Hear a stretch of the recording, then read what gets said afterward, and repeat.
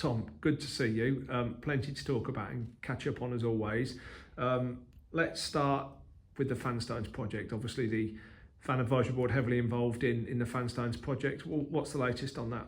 So, taking us back to the start of the journey, it was an idea which a supporter had come up with of leaving your name in stone at the stadium. We'd obviously, going back over it, looked where was going to be the best place for that. So the Fanstones are going outside the main entrance of the West Stand. And the point we're at the moment, obviously we saw strong sales in the build up to Christmas. I think lots of people, myself included, have brought gifts and used family names as opposed to individuals. And the point we're at now really, and again, a supporter asked for an update on this at the weekend, so pleased to give it, is that we don't want to kind of have too much disruption during the season, obviously using the main West Stand entrance where the players will come in, the away team come in. So what we're really looking at now is an installation over the summer. And my encouragement to supporters is to purchase your stone now to make sure you go in that first batch. So actually we've looked at different batches and placements outside the West Stand, but to make sure that your name is in that first batch, please get those purchased as soon as you can. When we talk about the Fan Advisory Board involvement, we tried to make sure we had 3 different price points, so individual supporter could get involved right the way through to businesses. So thanks to everyone that's already brought one. But yeah, if you want to be in that first batch, get your sales in as quickly as you can. If there's any questions around that, quite happy to answer them match days or get hold of me via email as well, which I know I've done for some people and supported individual queries on that. But yeah, I'm really, really looking forward to seeing that getting installed. And as we say, early summer, every time you then come to Sixfield Stadium for the foreseeable future, you'll see your name or your family's name in stone out the front of the West Stand. One of the major events since we last spoke was the commencement of the phased opening of the LCS stand, and the FAB have been involved in looking at names of boxes to honour figures from the club's past. I know the focus has been very much on opening the stand for now, but that's something that we'll get round to in the medium term. Yeah, absolutely. And again, there, when you look at the advisory board, that's what it is. We went out to various different social media pages. We invited individual suggestions. We got lots and lots of different names. I've often said, if you ask people to name their favourite 11 of all time, you're always going to get lots of names. Actually, when we've collated all of those in from social medias, from direct input to us, we've been able to narrow that down to a list of individuals. Working with Ethan at Cobbler's Pass to check we haven't missed anyone obvious. There will always be people that miss out on this, but actually what we want to make sure we do is get things right. Yes, it would have been in some ways why aren't the names up for the first game, but what we want to really do is draw attention to those individual stories, because I think of those people that have been chosen, they're for very different reasons, and without giving away too much, some might be appearances, some might be goal scorers, some might be community impact. There's lots of different things there that will appeal. And what we want to do is shine a light on their story, because that's, for me, is one of the best things about the football club, that we have got an incredibly proud history. So I think to get that right, to invite people along to games so they can actually see, feature it in the programme, and really, really shine a light on those key historical figures from the club. And again, as we found, I think the other point around the LCS stand is, on behalf of supporters, I think it's incredibly important to thank the staff here at the club, because I've seen firsthand the amount of work that had to go in to get the stand opened for those 2 test events.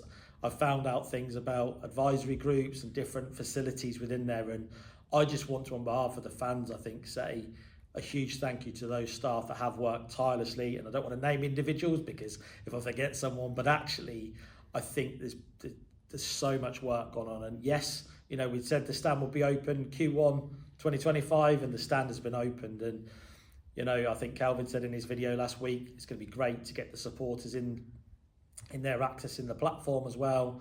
But just having the opportunity to walk around on a match day and see the buzz in there and see people experiencing those boxes for the first time is great.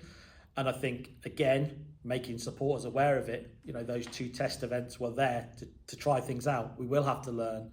We've already got events planned for supporters to be able to have a look. Having a great conversation with a group of fans on the game on Saturday, where they said, will we be able to have a look around? Of course we will.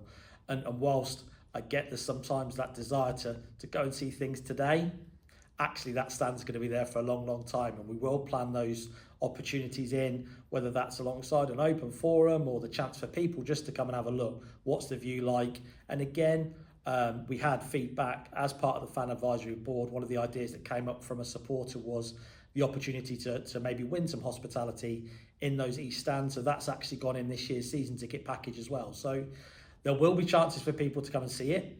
Obviously, match days aren't always the perfect opportunity because there's lots of things going on, rules and regulations. But let's run events. And again, we've already got some ideas coming in from supporters about how we can really get involved throughout next season and the future seasons to come. Let's talk season tickets. You touched on it there. FAB input into the season ticket package. You mentioned the supporter who came up with the idea of auctioning or raffling off hospitality as prizes. I think the FAB also had input into other parts of the season ticket package as well.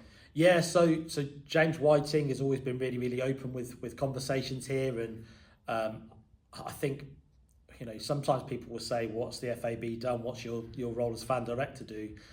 Actually, the key bit here about the togetherness is often James Whiting, the team here, are thinking in exactly the same way that supporters would be, because they know the club, they've been here a long time. When it came to the season tickets, there was an increase this year.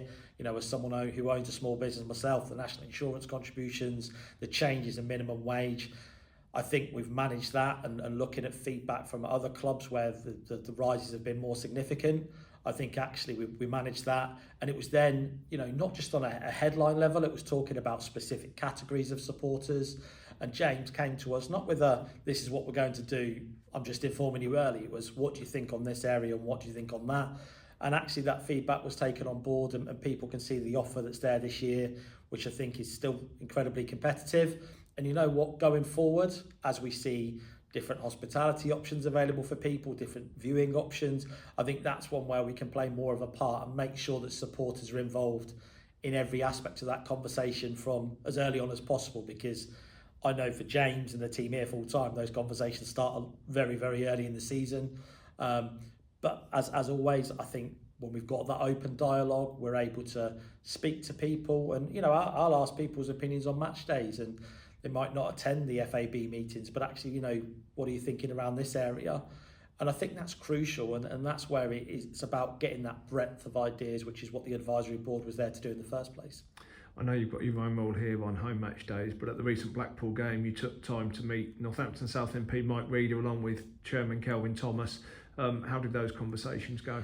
It was great to go across and meet Mike in the new boardroom in the LCS stand, and I think there again, you know, I've spoken about different groups of supporters. People will have different political backgrounds, different beliefs, but actually we've got our local MP here who wants to attend games, who wants to have that open dialogue with us.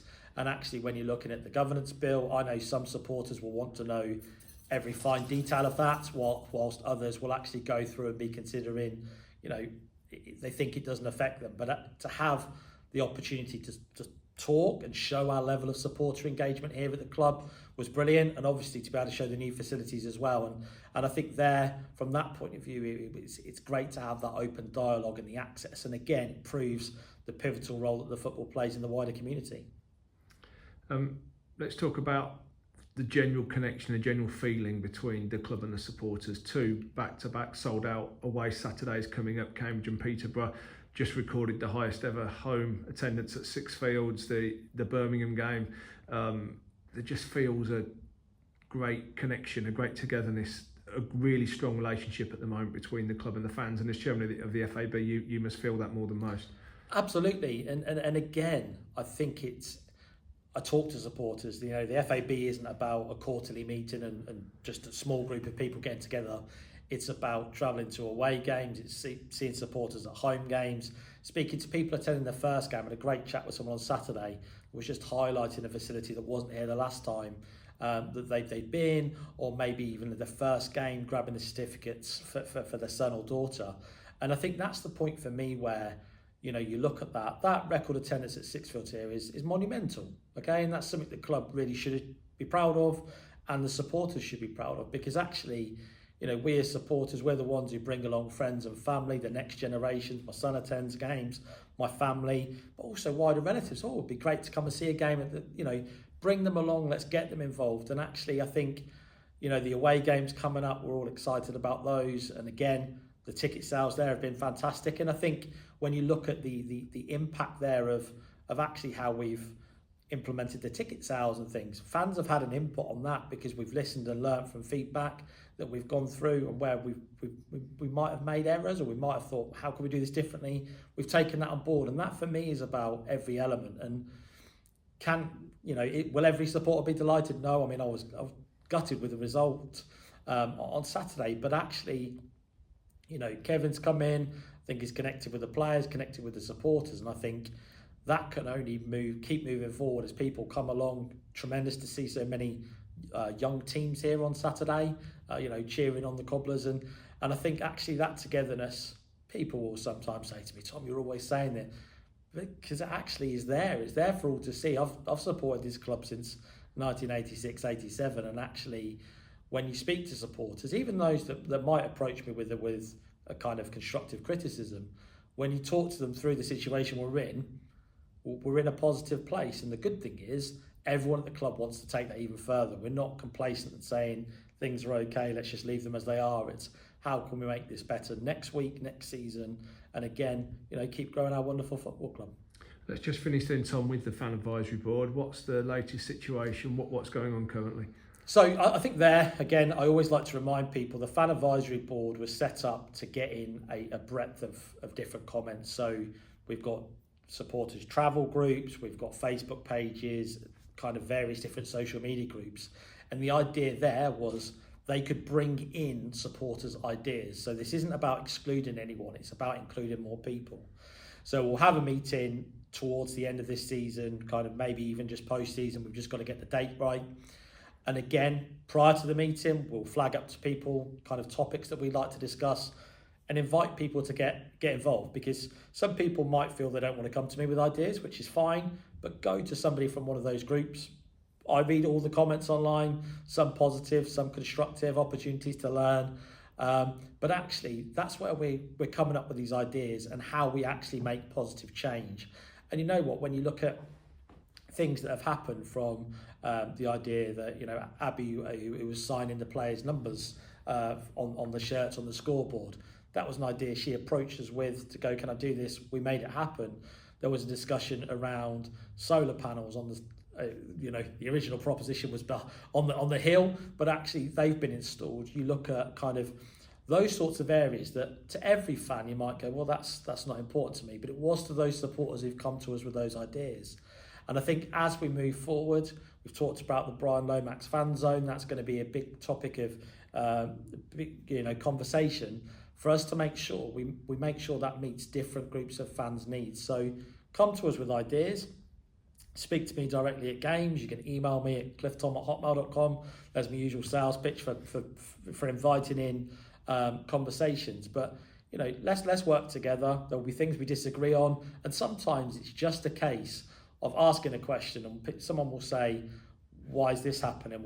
And we'll explain. And sometimes it might be, around actually it's just for fan safety measures. Because again, if you attend games now, you'll see that the actual West Stand at the moment isn't being used as the route. Well, actually, that was a suggestion from a supporter about safety before and after games. And again, the best thing when I go to the club with these ideas is so many times the club have said, actually, we've thought of that. Here's how we can make it happen. And that's what we've got to do. Keep working together and share those ideas, and let's see where it takes us.